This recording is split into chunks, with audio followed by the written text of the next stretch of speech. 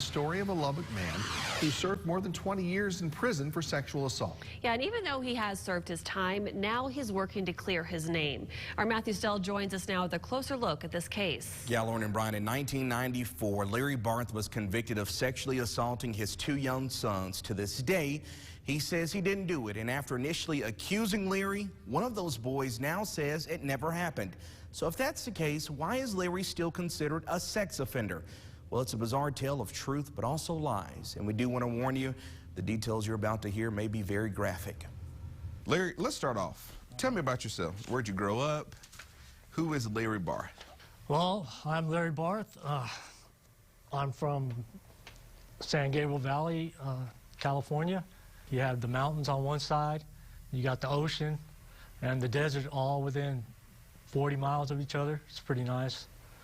A little different from West Texas and the flatland we have here. He's 9 minutes older than me. My mom didn't know she was having twins. I'm not sure we liked each other, but we grew to like each other. Went through high school, dropped out as a freshman to become a roofer. Back in 1986, I was 17 and Lisa was 17.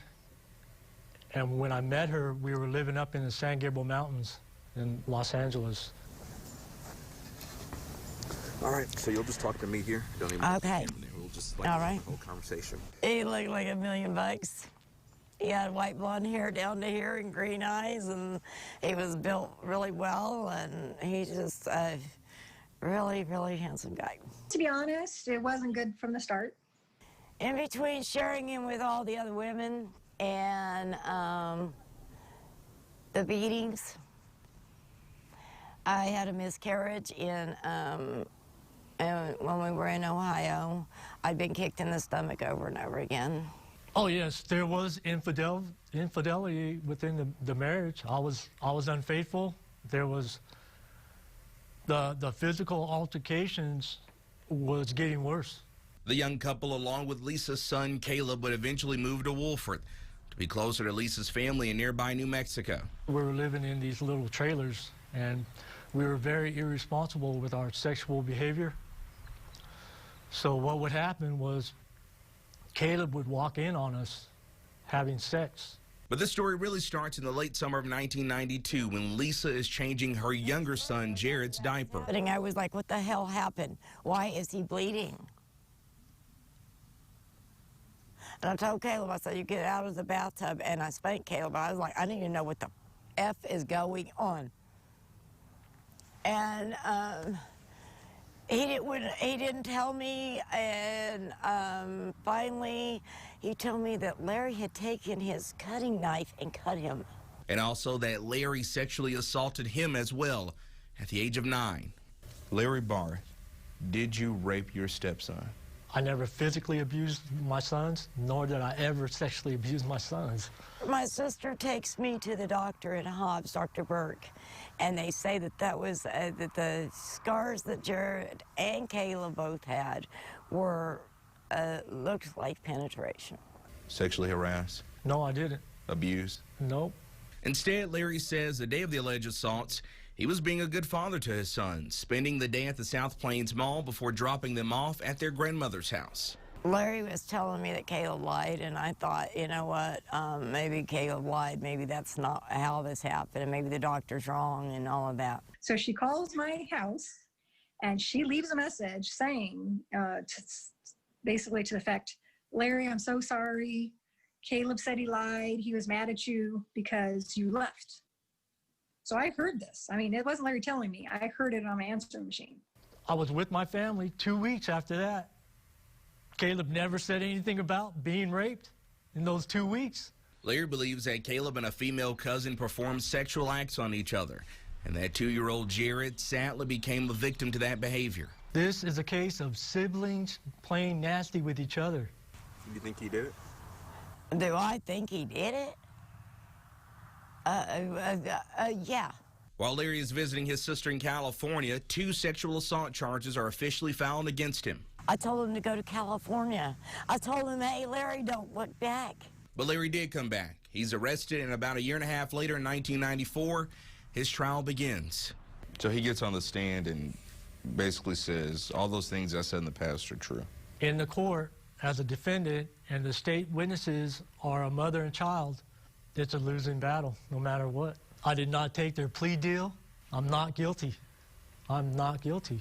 But a jury made up of mostly teachers disagreed, sending Larry Barth to 30 years in prison. So this California blonde, long-haired guy, is in court. And again, he didn't get his side told fairly, and all they did was go on what they're hearing.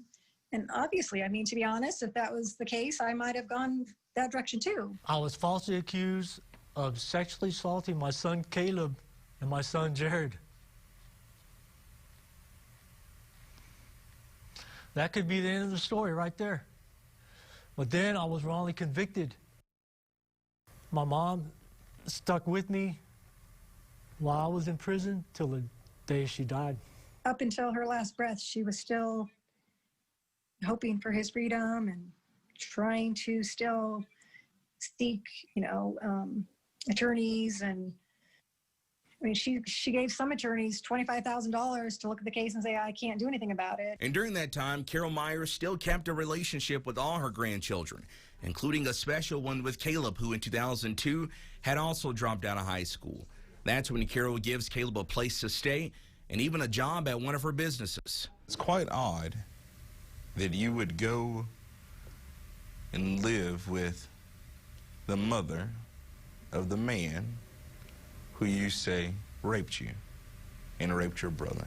I guess his conscience had affected him up until that point where he had to make that phone call to my mom. A few months later, 20-year-old Caleb recants his entire confession from 1992, saying that what he originally accused Larry of doing was all a lie. With this on record, Larry now files an appeal to get out of jail. Evidence was presented from our side that he believed that he would receive some type of compensation for the recantation. He was offered a car and a house. But according to Caleb's testimony from that appeal hearing, he nor his mom were offered those things. Just clear this up. Your mom, and God rest her soul, did not bribe anybody. That's correct. Did the victim ever say that at that hearing that he did it for remuneration or for compensation? No. But based upon what the judge heard, Larry could not go home. Lubbock County, who refuses to administrate justice in this case because they would have to admit that they are liable for this wrongful conviction. I am not in this prosecution game over 25 years to put innocent people in jail. That is not my goal or my intent in any form or fashion. Despite Caleb saying the assault never happened, Larry served about 15 more years in prison, getting out early in 2018 on parole, but now has to register as a sex offender, something he calls a life sentence. My employment, my relationship, at this point, I could not even fall in love with a woman who has children.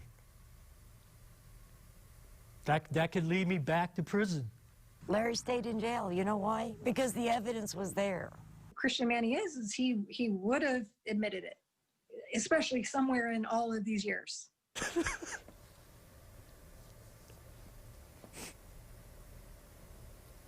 28 years later, still wanting a relationship someday with his sons, but also his name cleared.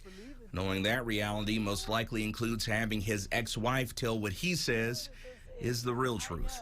He does not understand, and it's kind of hard to get into the mind of a man who refuses to think about anybody but himself.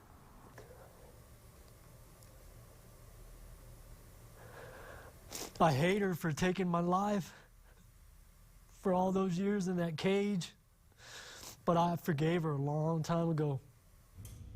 We've reached out to Larry and Lisa's sons about the story. They never returned our calls. Brian and Lauren. All right, Matthew, thank you so much. Hard to watch, but an important night from a lot of people's standpoint to see how that particular case goes, and we'll keep an eye on that for you as well.